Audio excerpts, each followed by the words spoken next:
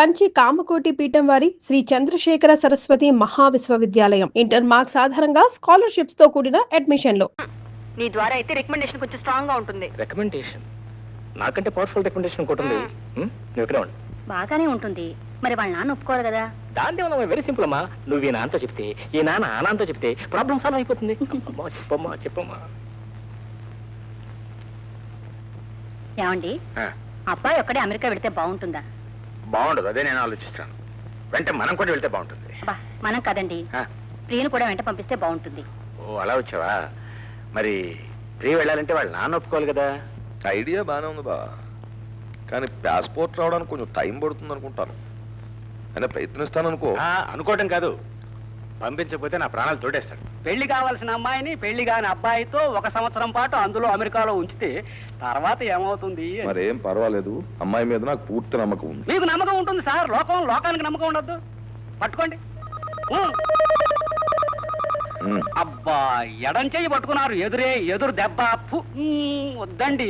పెళ్లిగాని ఆడపిల్ల వెంట పెట్టుకుని అమెరికా వెళ్ళటం మంచిది కాదేమో అని మీ నాన్న మా నాన్నతో అంటే, మా నాన్న మా అమ్మతో అంటే, మా అమ్మ నాతో అంటే నేను నీతో అంటున్నాను. అయితే నన్ను పెళ్లి చేసుకుని తీసుకెళ్ళు. దాన్ని ఉంది, నాకేం అభ్యంతరం లేదు. అయితే ఈ విషయం నువ్వు మీ నాన్నతో చెప్పు. మీ నాన్న మా నాన్నతో చెప్తాడు, మా నాన్న మా అమ్మతో చెప్తాడు, మా అమ్మ నాతో చెప్తే నేను నీతో చెప్తాను. ఈ అమ్మలు నాన్నలు అరగడాలు అదంతా నాకు తెలీదు. నువ్వు బయలుదేరు, నెల తిరగకుండా మా నాన్న తీసుకుని నేను వచ్చేస్తాను. అదు నెల తిరగకుండానా, నెల తప్పకుండానా?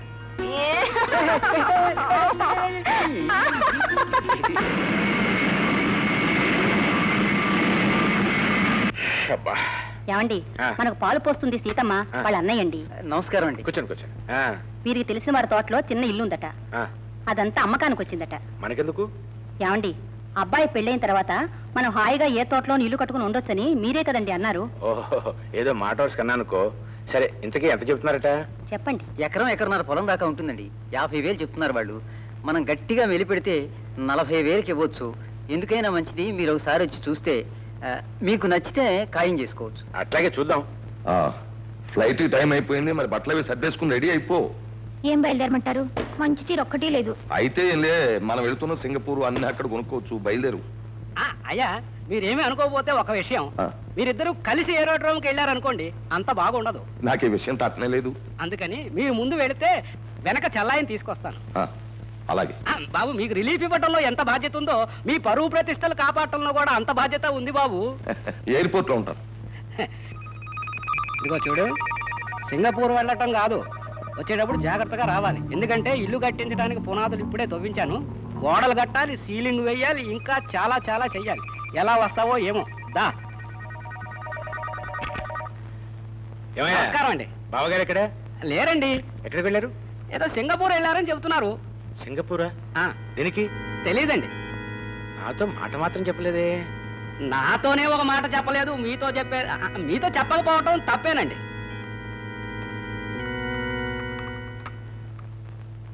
ఏమండి, ఆ తోట మనం కొనుక్కోపోతే వేరే ఎవరికైనా ఇచ్చేస్తారట. అది సరేనే, బాగా ఊళ్ళో లేడే మరి? లేకపోతే ఏమిటండి, ఆయన వచ్చిన తర్వాత చెప్పొచ్చుగా. ఆయనతో చెప్పకుండా కొంటే ప్రాణాలు తీసేస్తారా ఏమిటి? ప్రాణాలు తీస్తాడని కాదు. సరే, తీసుకుంటామని చెప్పు.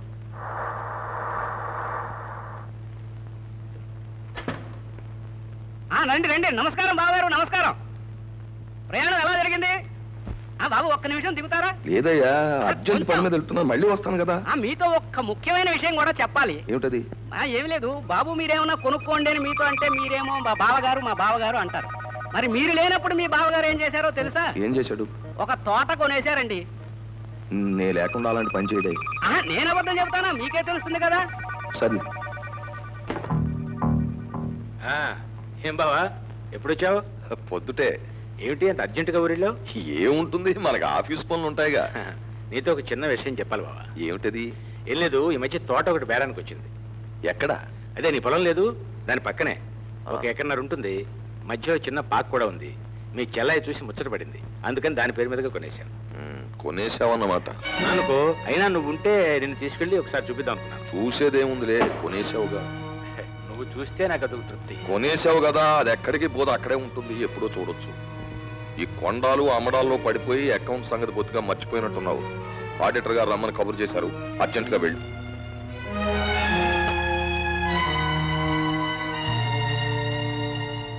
బాబు ఎప్పటికైనా గుర్తుంచుకోండి, ఈనాటి వరకు చరిత్రలో పార్ట్నర్షిప్తో స్టార్ట్ అయిన ఏ వ్యాపార సంస్థలు కూడా సంవత్సరాల తరబడి నిలబడలేదు. ఒకవేళ నిలిచిన వారికి పిల్లలు పుట్టిన తర్వాత నిలబడలేదు. ఒకవేళ నిలిచిన ఆ పిల్లలు పెద్దవాళ్ళు అయిన తర్వాత నిలబడలేదు. కనుక ఆయన జాగ్రత్త ఆయన పడుతున్నప్పుడు మీ జాగ్రత్త మీరు పడండి అంటున్నాను. మీరు పడతాను అంటే ఆ అమ్మ కాళ్ళ మీద పడైనా సరే ఆ స్కూటర్ ఏజెన్సీ తీసుకొస్తాను. అలాగూ వీల్లేదంటారు అనుకోండి, ఇంకెప్పుడు ఈ ప్రస్తావన చేయను. నా చేతుల్లో ఒకటి పట్టుకోమని ఎప్పుడు అడగండి. సరే అలాగే చేయవయ్యా. ఆయనకు తోచిన నిర్ణయాలు ఆయన తీసుకునేటప్పుడు మనకు తోచిన నిర్ణయాలు మనం తీసుకుందాం. అదేగా. ఓహో, మళ్ళీ కొత్త ప్రపోజల్స్ ఏమైనా పట్టుకొచ్చావా? కొత్త ప్రపోజల్స్ అంటే మామూలు కాదండి. స్కూటర్ల ఏజెన్సీ అని ఒకటి. స్కూటర్ల ఏజెన్సీ? దానికేం బ్రహ్మాండం అయింది ఏం బావా? అవును బావా, ఈ ఏజెన్సీ అమ్మాయి పేరు మీద తీసుకుందాం అనుకుంటున్నాను. Very good. అసలు ఏజెన్సీ లక్ష్మి లాంటిది. ఇక మహాలక్ష్మి లాంటి అమ్మాయి పేరుతో తీసుకోవడం కంటే ఆనందం ఉంటుంది. తప్పకుండా తీసుకో బావా. చాలు చాలు. ఏమండి, అన్నయ్య మీరు లేకుండా సొంతంగా వేరే వ్యాపారం పెట్టారట? అబ్బే అదేం లేదే. ఈ ట్యాక్స్లు ఈ గొడవల కోసమని మేమే వేరే కంపెనీ పేరుతో అలా చేస్తున్నాం అంతే. ఎందుకంటే అబద్ధాలు చెప్తారు? ఎప్పటికైనా మిమ్మల్ని బయటికి పంపిస్తారని ఊళ్ళో చాలా మంది చెప్పుకుంటున్నారు. నోర్మయ్య, వెధవ తెలివితేటలు నువ్వు. ఇద్దరు పార్ట్నర్స్ గురించి ఈ లోకంలో ఏ ఇద్దరు మంచిగా చెప్పున్నారు కనుక ప్రపంచం తీరే అంత. వెరీ గుడ్ బావా, వెరీ గుడ్. ఈ వచ్చిన ఆర్డర్స్ పెట్టి చూస్తే ఇవాళ ఎవరికైనా స్కూటర్ కావాలంటే రావడానికి 1 సంవత్సర కాలం పడుతుంది అనమాట. నాకు తెలుసు బావా దీని డిమాండ్ ఇంత పెరుగుతుందని. ఆ అమ్మాయి చాలా అదృష్టవంతురాలు బావా. దాని పేరు మీద పెట్టిన మొట్టమొదటి బిజినెస్ ఇది. ఒక్క స్కూటర్ కూడా బయటకు వెళ్ళకుండానే ఇంత డిమాండ్ ఉందంటే రేపు డెలివరీ ప్రారంభించాక ఈ బిజినెస్ ఏ రేంజ్కి వెళ్తుందో, ఎన్ని లక్షలు మిగులుతాయో. అదే కదా. స్పీకింగ్. నేను బాబు శటకోపాలు. చెప్పు. అయ్యా కొంప మునిగింది. ఏమిటి? ఏమీ లేదు, చాకోట్ కూల్ డ్రింక్స్ కంపెనీ ఉందే, అది కొంచెం గందరగోళంలో పడిపోయింది బాబు. ఏమీ లేదు, మరి దానికి ఇచ్చిన పర్మిషన్లన్నీ గవర్నమెంట్ వారు ఆపు చేశారట. దాంతోపాటు మనం ఇచ్చిన అడ్వాన్స్ కూడా చివరికి గంగపాలయ్యేటట్టు ఉంది. అందుకని తమరు మీ తెలివితేటలు ఉపయోగించి ఆ ఏజెన్సీని మరొకరి పేరు మీద కనుక ట్రాన్స్ఫర్ చేస్తే బాగుంటుందని నా ఆలోచన.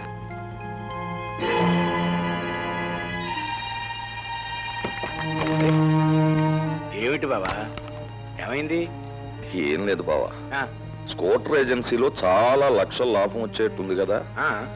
అంటే ఆ లాభం అంతా అమ్మాయికి చెందుతుంది. అంటే నాకెందుకో మనస్కరించడం లేదు బావా.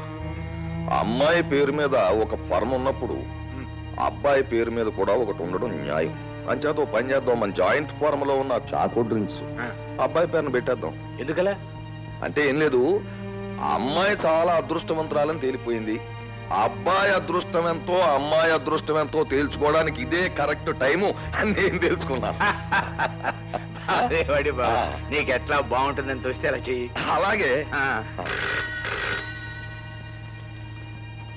హలో అయ్యా, మరి నాకు ఒక ఐడియా వచ్చింది. లేదు, నువ్వు పెట్టేయి. చాకో డ్రింక్స్ ఏజెన్సీ మొత్తం అబ్బాయి పేరు మీద తీసుకున్నాడు. నిజమేనండి? నిజంగానే. అది గనక మార్కెట్లోకి వచ్చి పాపులర్ అయిందంటే మనకు వచ్చే లాభాలు లక్షల్లో కాదు కోట్లలో ఉంటుంది.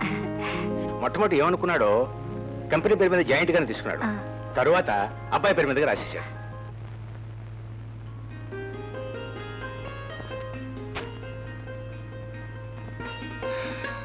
ప్రియా. అరే పిలిచావా? నువ్వు ఎప్పుడొచ్చా?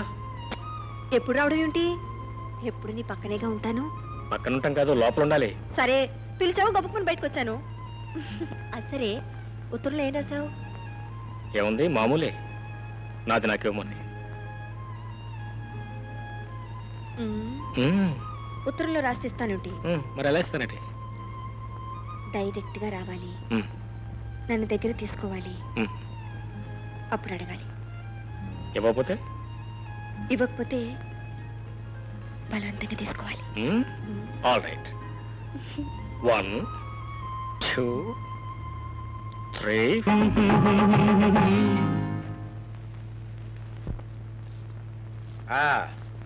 రా బాబా, రా కూర్చో. ఏమే, మీ అన్నయ్య వచ్చాడు, కొంచెం కాఫీ పెట్టరా. ఏం కాఫీలే బావా. ఏమిటంత నీరసంగా మాట్లాడుతున్నావు? విషయం నీరసమైందే. అంటే? నీకు ఒక షాకింగ్ న్యూస్ చెప్పాలి బావా. ఏమిటిది? ఆ చాకో డ్రింక్స్ ఏజెన్సీ మీద డబ్బు పెట్టాం కదా, అవును. ఇప్పుడు దాన్ని గవర్నమెంట్ స్టాప్ చేసేసింది. మరి మనం ఇచ్చిన అడ్వాన్సు? ఏం అడ్వాన్సు? మనం చేసింది బ్లాక్ అడ్జస్ట్మెంట్ కదా. జెండా ఎత్తేసాక జెండాపై కపిరాజు లేడు, నెత్తి మీద పిలకరాజు లేడు. అంటే మనం ఇచ్చిన 15 లక్షలు పోయినట్టేనయ్యా. అందుకే కదా ఈ బాధ అంతాను. ఏదైనా తినే వాళ్ళకి అదృష్టం ఉండాలి. కనీసం 50 లక్షలైనా లాభం వస్తుంది అనుకున్నాం. ఏదో మీ వాడి పేరు మీద పెట్టాను, తినే రాతలేదు, పోయింది. అయితే ఇప్పుడు నేను ఏం చేయాలి? ఏం చేస్తావు? ఆ 15 లక్షల రూపాయలు నీ పర్సనల్ అకౌంట్లో వేసుకోవాలి. ఒకవేళ కంపెనీ అకౌంట్లో వేసామనుకో, కంపెనీ దివాలా తీస్తుంది. కంపెనీ దివాలా తీసిందనుకో, పరపద పోతుంది. పరపద పోయిందనుకో, మన ఇద్దరం పోతాం. ఎవరో ఒకరు నిలబడి ఉంటే ఆ రెండో వాళ్ళకి సాయం చేసుకోవచ్చు. అయినా నువ్వేం పెద్ద వర్రీ కాకు. ఏదో విధంగా నేను జెండా ఎగరేస్తాను కదా. మరి నేను వెళ్తాను.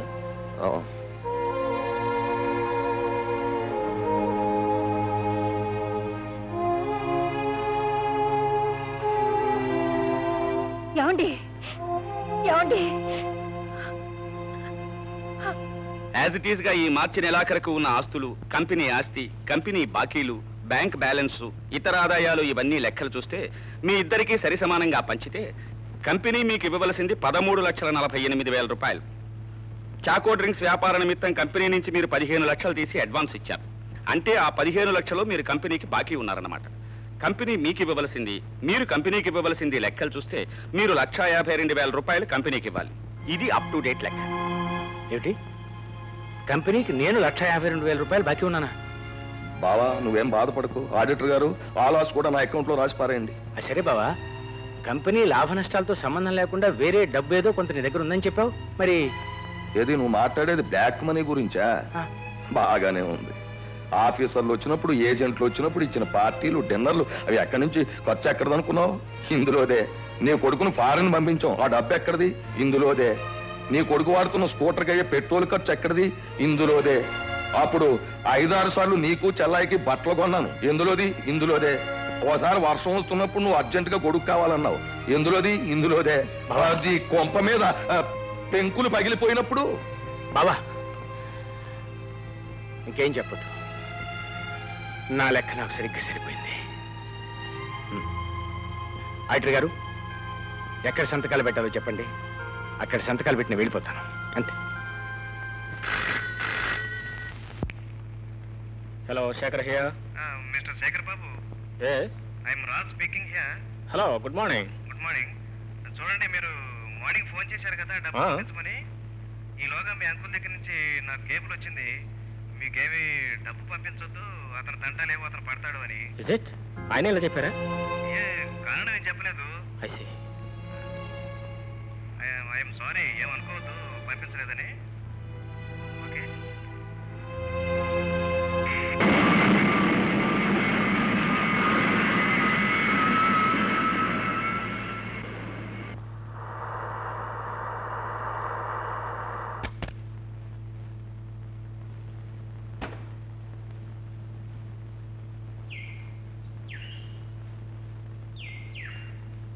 జరగాలని మీకు సారీ, ఈ ఇల్లు మీరు కొన్నాను మొన్న. ధర్మారావు గారు ఎక్కడ ఉన్నారు చెప్పగలరా? ఎక్కడ తోటలో ఉన్నారండి. Taxi taxi taxi up, reverse వెళ్ళి.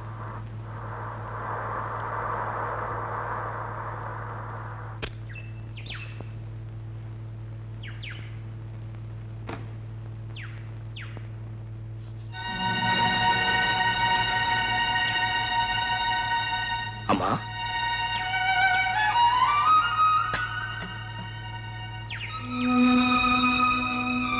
మన ఇల్లు ఎందుకు అమ్మాల్సి వచ్చింది? మాట్లాడవేమ్మా. మన ఇల్లు మీ తోటలో ఉండాల్సిన కర్మ ఎందుకు పట్టింది? చెప్పమ్మా, అసలు ఏం జరిగిందో చెప్పమ్మా.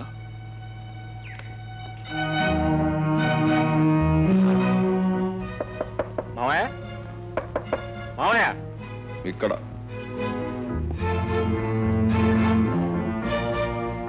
మా నాన్న నువ్వు విడిపోయారా? అవును. ఎందుకని? పరిస్థితులు అలా వచ్చాయి. ఏమిటా పరిస్థితులు? ఎందుకు అలా వచ్చాయి? ఏముంది, టైం బాగోక. ఎవరి టైం బాగోదు. ఇద్దరి టైం. ఇద్దరికీ బాగుండకపోతే మీరు మాత్రం ఎందుకు బాగుండాలి? ఆయన మాత్రం ఎందుకు చెడిపోవాలి? అతను సన్యాసి అయిపోయాడు కనుక నేను సన్యాసి అయిపోవాలా? ఆయన ఎందుకు అయ్యారు? నెత్తి మీద శనిగాడు కూర్చున్నందువల్ల. కాదు, నీ స్వార్థం ఆయన నెత్తి మీద కూర్చుంది కాబట్టి. సర్లే వెళ్ళు. నిజం తెలుసుకోకుండా నేను ఇక్కడి నుంచి వెళ్తాను నువ్వు కల్లో కూడా అనుకోవద్దు.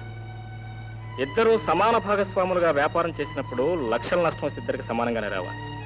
ఆయనకు మాత్రం ఎందుకు వచ్చిందో నువ్వు చెప్పి తీరా. నేను జాయింట్ గా కలిపి చేసిన వ్యాపారంలో రాలేదు నష్టం. మీ నాన్న సొంతంగా చేసిన దాంట్లో వచ్చింది. ఓహో, ఆయన సొంతంగా కూడా వ్యాపారం చేశారా? వెళ్ళి మీ నాన్న అడుగు. ఆయనకు చెప్పే నోరే ఉంటే ఆయనకు అంత అన్యాయం జరిగేది కాదు, నువ్వు ఇంత మోసం చేయగలిగేవాడు కాదు. ఏమి నేను చేసిన మోసం? మీ లాభాలు తినేశానా, మిమ్మల్ని ముంచేసి మేడలు కట్టేశానా? రెండూ చేశావు. రెండూ చేసి ఎన్ని లాభాలు గడించావు. ఎన్నో ఏజెన్సీలు వచ్చాయి, ఎన్నో లక్షల లాభాలు వచ్చాయి. కానీ ఒక్కనాడైనా ఇదిగో ధర్మారావు ఇది నువ్వు ఉంచుకున్నావా? నేను నాటికి ఒకటి ఇచ్చావు. అది ఎలాగో మూసేయాల్సి వస్తుందని తెలిసి ఆయన మొక్కన పారేశాను. అభం శుభం తెలియని అమాయకుడు కాబట్టి సంబరపడ్డాడు, ఎగిరి గంతేశాడు, కొండెక్కాడు. చివరికి మమ్మల్ని అందరినీ కలిపి కొండెక్కించాడు. మిస్టర్, ఆఖరిసారిగా చెప్తున్నాను, మొన్నటి వరకు మీరిద్దరూ కలిసి చేసిన వ్యాపారాలన్నింటిలోనూ ఇద్దరూ సమాన భాగస్వాములుగా మొత్తం లెక్కలు వేసి మాకు రావాల్సింది మాకు పారాయండి. లెక్కలు బొక్కలు అన్నీ తేలిపోయాయి, సంతకాలు కూడా అయిపోయాయి. తెలుసు, సంతకాలున్న కాగితాలన్నీ చించి పారేస్తే లెక్కలన్నీ బొక్కల్లోకి వెళ్ళిపోతాయి. మర్యాదగా మా డబ్బంతా ఇస్తావు లేదా? రేయ్ సుబ్బడు, ఇతన్ని బయటికి దోసేసి గేటు మూసేయ్. అంతవరకు వస్తే ఇంకా దారుణంగా ప్రవర్తించాల్సి ఉంటుంది. అవసరమైతే నీ శవం మీద నుంచే నడిచి వెళ్లాల్సి ఉంటుంది. జాగ్రత్త. అసలు నీకు బుద్ధి ఉందా లేదా? నువ్వు మనిషి జన్మెత్తలా? ఎవరా ఎక్కడికి వెళ్ళమంది? ఎందుకు వెళ్ళావు? చేసిన అన్యాయానికి సమాధానం చెప్పమని అడగటానికి. ఏ నువ్వే అడగాలా? నేను అడగలేనా? నువ్వు అడగలేవు, నీకు నోరు లేదు, అందుకే అడగడానికి వెళ్ళాను. నోరు అందరికీ ఉంటుందిరా.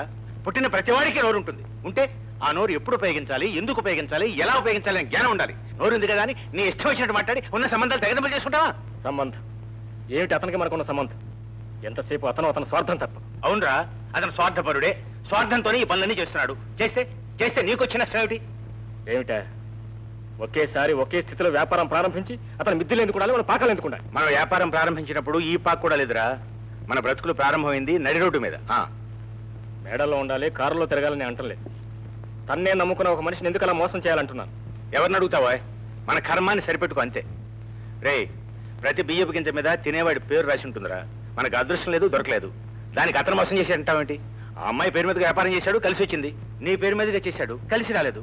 చూడు, నష్టపడ్డప్పుడల్లా ఎదటివాడు నష్టపరిచాడు అనుకోవడం, దెబ్బ తగిలినప్పుడల్లా ఎదటివాడు దెబ్బ తీశాడు అనుకోవడం మానవ సహజం. సరే, అతను మోసం చేసి డబ్బు సంపాదించాడు అనుకుందాం. ఎవరి కోసం చేశాడు? ఆ పిల్ల కోసం చేశాడు. ఆ పిల్ల ఎవరు? నీకు కాబోయే భార్య. ఆ పిల్ల నీకు భార్యగా వస్తే అతను మోసం చేసి సంపాదించిన డబ్బంతా నీకే వస్తుందిగా. అప్పుడు అనుభవించేది నువ్వేగా. అక్కర్లేదు. ఒకరి దయాభిక్షమే బ్రతకాల్సిన కర్మ నాకేం పట్టలేదు. నిజంగా అంత కర్మ పట్టిన రోజున అతను అక్కర్లేదు, అతను కూతురు అక్కర్లేదు, అసలు ఈ పెళ్లి అక్కర్లేదు. మీకు తెలియకపోవచ్చు, తెలిసిన మీరు చెప్పలేకపోవచ్చు. గ్యారంటీగా అతను మనల్ని మోసం చేశాడు. లేకపోతే ముందుగా ఫామ్ పేరు తీసుకుని ఆ తర్వాత నష్టం వస్తుందని తెలిసి నా పేరటే మార్చాడు. ముఖ్యంగా మనతో తెగతింపులు చేసుకోవాలనే ఉద్దేశంతోనే ఇలా బిహేవ్ చేసి ఉంటాడు. ప్రియా, ఏమిటమ్మా? అవునత్తయ్య, బావ ఎప్పుడు వస్తాడని ఎదురు చూసినంత సేపు పట్టలేదు విడిపోవటానికి. అది వాళ్లకు సంబంధించిన విషయాలు కాదత్తయ్య, బావ చెప్పిన దానిలోనూ నిజం లేకపోలేదు. నీ సంబంధం తెగతింపులు చేసుకోవటానికే ప్రయత్నిస్తున్నాడు. ప్రియా, అది మాట్లాడటానికే వచ్చాను. నాకు వేరే సంబంధాలు చూస్తున్నారు.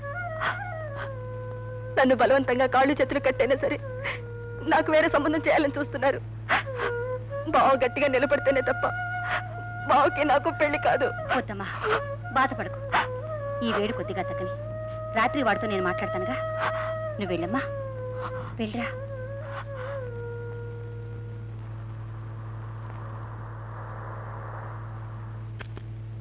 బాబు దిగండి దిగండి.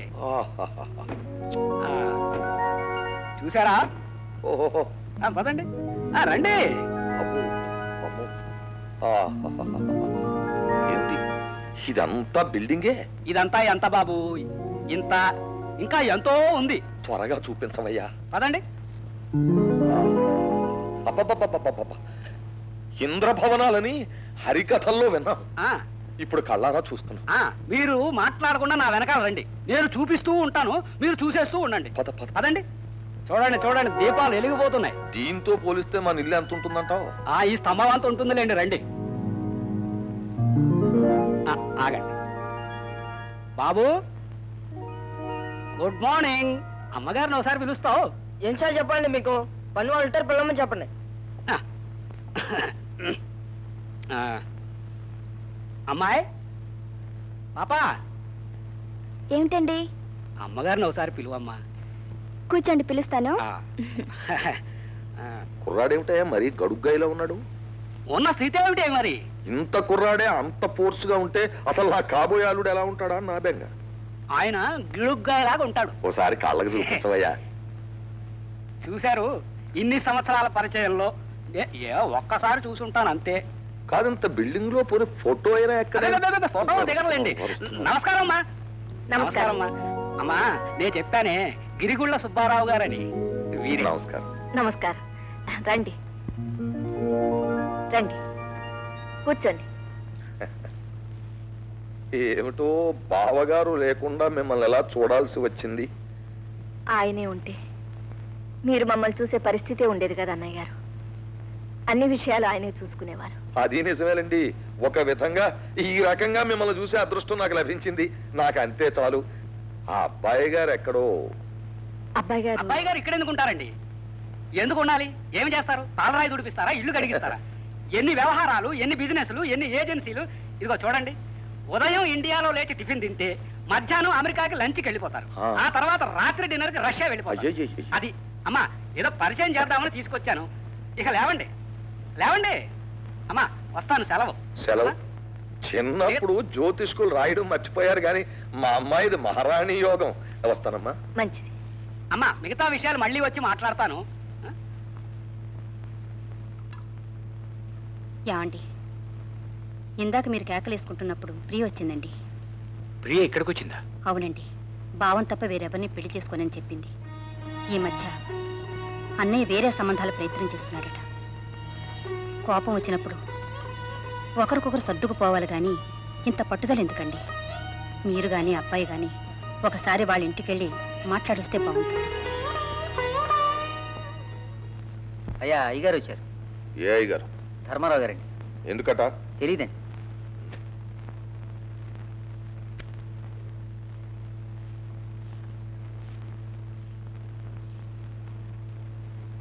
నేను అర్జెంట్ పని మీద బయటకు వెళ్తున్నాను. రా బావా. ఏమిటి విషయం? నీతో కొంచెం మాట్లాడాలి. తర్వాత మాట్లాడదాం. బావా, ముక్కు ముఖం తెలియకుండా వాడు మాట్లాడిన దానికి నువ్వు చాలా బాధపడుతున్నావు నాకు తెలుసు. ఎవరో ఏదో మాట్లాడిందని పట్టుకుని వాడి నీ దగ్గరికి వచ్చాడు. ఎవరు మాట్లాడారు? ఎవరు అంటే దారిని పోయేవాళ్ళు మీ అబ్బాయిని పిలిచి మీ నాన్నను పలానావాడు అన్యాయం చేశాడు వెళ్ళి అడుగు అని చెప్తారా? చెప్తే నువ్వు చెప్పుండాలి, లేదా నీ భార్య చెప్పుండాలి. బావా, వాడు తెలివి తక్కువగా మాట్లాడిన దానికి వాడి తరఫున నేను క్షమాపణ వేడుకుంటున్నాను.